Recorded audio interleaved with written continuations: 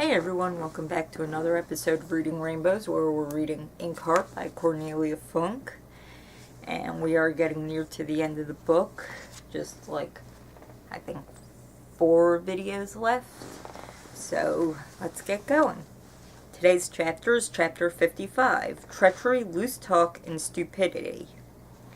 Then he said, "Without a doubt I must perish. There is no way I can get out of this narrow prison." Tales from the 1001 Nights. Eleanor thought she was showing considerable courage. Of course, she still did not know exactly what fate awaited her, and if her niece knew more than she did, she hadn't told her. But she could be sure it would be nothing pleasant. Nor did Teresa give the men who came to take them up from the crypt the satisfaction of seeing her shed tears. She couldn't curse them or shout at them anyway. Her voice was gone, like a garment she no longer wore. Luckily, she had 2 pieces of paper with her, crumpled, dirty scraps, much too small for all the words unspoken over 9 years. She had filled the paper with tiny writing until there wasn't space for a single word more. She didn't want to say anything about herself and what had happened to her, and just waved Eleanor's whispered questions impatiently away. There were questions of her own she wanted to ask, question after question about her daughter and her husband. Eleanor whispered the answers into her ear, very quietly, so Basta in the adjoining cell would not realize that the 2 women who were about to die with him had known each other ever since the younger one had learned to walk, holding on to Eleanor's endless bookshelves. Yeah, so much, we've been making so much of, Maggie's reaction to discovering Teresa, and now, Mo's reaction, but, we never really paused to think about how Eleanor would feel about, discovering that Teresa is here, that Teresa's been here for 5 years, that, she's been hidden away, kept prisoner, basically, as a maid in Capricorn's village. And, it's gotta be, I don't know all the words I want to say, it's gotta be astounding, for one thing, to Eleanor to, be thrown into this cell and find her niece there, her favorite niece, who's been missing for 9 years, who Eleanor had blamed Mo for, making her disappear, run off, whatever. And, now they're together, and I'm sure that, this is just amazing, and I can just imagine how hard it is for Eleanor to not just, outwardly show, just how thrilled she is to find Teresa. Basta was not in a good way. Whenever they looked at him, they saw his hands clinging to the bars, knuckle white under his suntanned skin. Once, Eleanor thought she heard him weeping, but when they were taken out of the cells, his face was as vacant as a dead man's, and when their guards locked him up in that unspeakable cage, he crouched on the floor in a corner and sat as motionless as a doll that no one wants to play with. Aw, they broke poor Basta. The cage smelled of dogs and raw meat, and indeed it did look like a kennel. Several of Capricorn's men ran the butts of their shotguns along the silvery gray bars before sitting down on the benches that had been made ready for them. Basta, in particular, was the object of enough scorn and derision for 10 men, and from his failure to react at all, one could only guess at the depths of his despair. All the same, Eleanor and Teresa kept as far away from him as they could in the same cage. They also kept away from the bars, from all the fingers poking through, the faces the men made at them, and the burning cigarettes flicked at them. They stood close together, both glad and sorry to be with each other. On the outskirts of the arena, right beside the entrance and carefully segregated from the men, sat the women who worked for Capricorn. They showed none of the men's ghastly excitement. Most of their faces were downcast, but again and again their glances strayed over Teresa with with expressions of pity and dread. I have to wonder just how much the women know of what's going on. Like, yeah, I'm sure that they know that Risa, had been taken prisoner because she was found snooping around and whatever, but do they know exactly what's supposed to happen? What do they know of the execution? Capricorn arrived when the long benches were full. There were no seats for the boys, so they had squatted on the ground in front of the blackjackets. His face emotionless, Capricorn strode past them all as if they were nothing but a flock of crows that had assembled at his command. Only in front of the cage containing his prisoners did he slow his pace to examine each of the three with a small, satisfied glance. For the fraction of a second, life came back into Basta as his former lord and master stopped by the bars. He raised his head, his eyes pleading silently, like a dog begging for forgiveness. But Capricorn walked on without a word.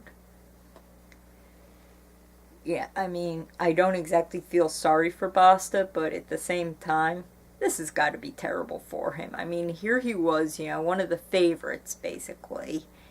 Capricorn's right-hand man, and now here he is, thrown into a cage to be executed. But it's all his own doing, so again, I don't feel sorry for him. When he had seated himself in his black leather armchair, Cockerel placed himself behind it, legs planted wide apart. Obviously, he was the new favorite now. "For heaven's sake, stop looking at him like that," Eleanor snapped at Basta when she realized his eyes were still following Capricorn. "He's planning to feed you to his friend like a fly to a frog. So how about a little indignation? You were always so ready with a choice selection of threats. 'I'll cut your tongue out, I'll slice you to pieces.' What's happened to all that then?" But Basta only bowed his head and stared at the floor beneath his boots. Eleanor thought he looked like an oyster with the flesh and life sucked out of it. When Capricorn was sitting down, the blaring music fell silent, and they brought Meggie forward. They had put a horrible dress on her, but she held her head high, and the old woman who they all called the Magpie had difficulty dragging her up onto the rostrum, which the blackjackets had set up in the middle of the field. A single chair stood on the rostrum, looking as forlorn as if someone had left it there and forgotten it. Eleanor thought a gallows and a rope would have looked more suitable. Meggie looked down at them as the Magpie forced her up the wooden steps. "Hello, darling," called Eleanor when Meggie's frightened gaze recognized her. "Don't worry, I'm only here because I didn't want to miss hearing you read." "Eleanor, I know that you're trying to, cheer Meggie up a little and give her some confidence, but don't be stupid, Oh, don't worry about me. I'm only here because I didn't want to miss hearing you read. Yeah, that's why you're in a cage and about to be executed." Everything had fallen so still on Capricorn's arrival that her voice echoed over the whole arena. It sounded brave and fearless. Fortunately, no one could hear how hard her heart was hammering against her ribs. Nor did anyone notice that she was almost choking with fear, for Eleanor had put on her armor, the impenetrable and extremely useful armor behind which she had always hidden at times of need. It had become a little harder with every grief she felt, and lately there had been grief enough in Eleanor's life. One of the blackjackets laughed at her words, and a faint smile even flitted over Meggie's face. Eleanor put her arm around Teresa's shoulders and held her close. "Look at your daughter," she whispered, "as brave as... She wanted to compare Meggie to a hero from some story, but all the heroes she could think of were men, and anyway, none of them seemed to her brave enough for comparison with the girl standing there perfectly straight, scrutinizing Capricorn's black jackets with her chin jutting out defiantly. The Magpie had brought not only Meggie, but an old man.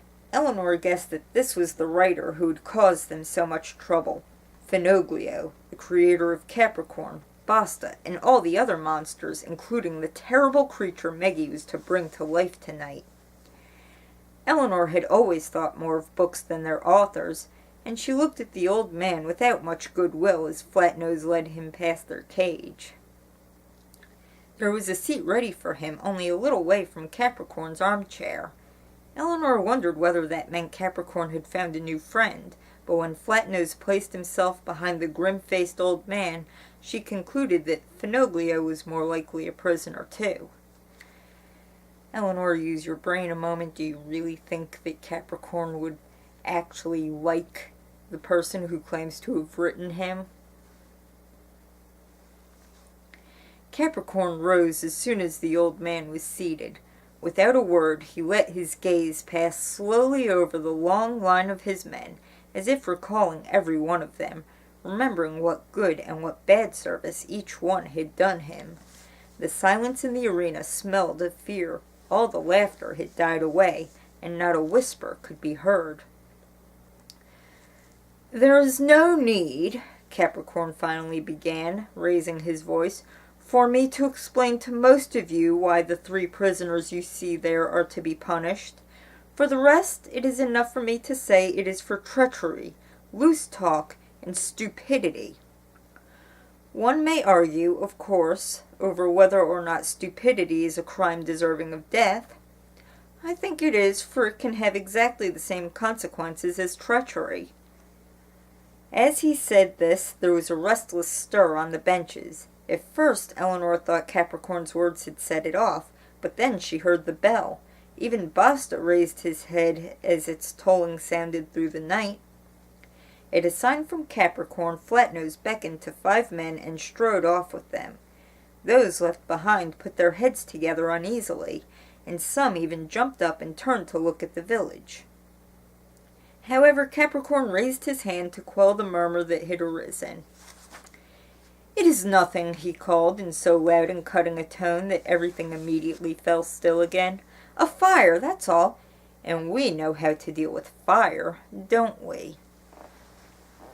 There was laughter, but some of the crowd, both men and women, were still looking anxiously at the houses.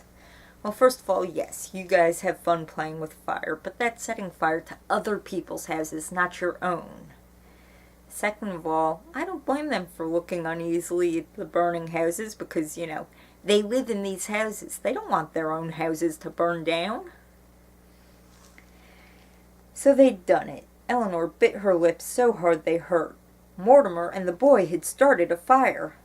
No smoke yet showed above the rooftops, so, reassured, all the faces turned back to Capricorn, who was saying something about deceit and falsehood, discipline and negligence, but Eleanor only half heard him. She kept looking at the houses of the village, though she knew it was dangerous to do so. "So much for the prisoners we have here," cried Capricorn. "Now for those who got away." Cockerel picked up a sack that had been lying behind Capricorn's chair and gave it to him. Smiling, Capricorn put his hand into it and held something up. A piece of fabric from a shirt or dress, torn and blood-stained. "They are dead," called Capricorn to his audience. "I'd rather have seen them here, of course, but unfortunately there was nothing for it. They were trying to escape and had to be shot. Well, no one will miss the treacherous little fire-eater. Almost all of you knew him. And fortunately Silvertongue has left us his daughter, who has inherited his gifts." Teresa looked at Eleanor, her eyes glazed with horror. "He's lying," Eleanor whispered to her, although she too could not take her eyes off the blood-stained rags. "He's using my lies, my tricks. That's not blood, it's paint, or some kind of dye." But she saw her niece did not believe her. She believed in the blood-stained cloth, just as her daughter did. Eleanor could read this on Maggie's face, and she longed to call out to her that Capricorn was lying.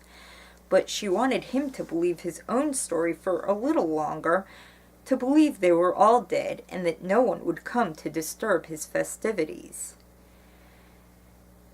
"That's right, boast of a blood-stained rag, you miserable fire-raiser," she shouted through the bars. "That's really something to be proud of. Why do you need another monster? You're all monsters, every one of you sitting there.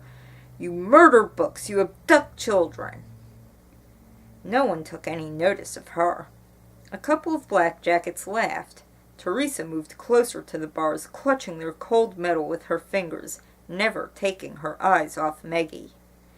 Capricorn left the blood-stained fabric lying over the arm of his chair. "I know that rag," thought Eleanor. "I've seen it somewhere before. They're not dead. Who else would have started the fire? The matchstick eater?" Something inside her whispered. But she refused to listen. No, the story must have a happy ending. It wouldn't be right otherwise. She had never liked sad stories. And we've reached the end of that chapter. So, now the prisoners were gathered in the cage. Maggie's up there, Capricorn's blathering on and on about, treachery and stupidity and all that. And we've seen, the results, at least a little bit, of the fire that Mo and Farid had set. It's distracted them at least a little bit, although not really done anything much in terms of interrupting the execution. So hopefully we'll see more in the next chapter, what will happen, what the results of all of that will be. And I wonder just when it is that all the characters will basically come together and how that will work out. So all we can do is continue on. Like I said, we're almost finished with the book. And I hope you have a great day, and I will see you next time.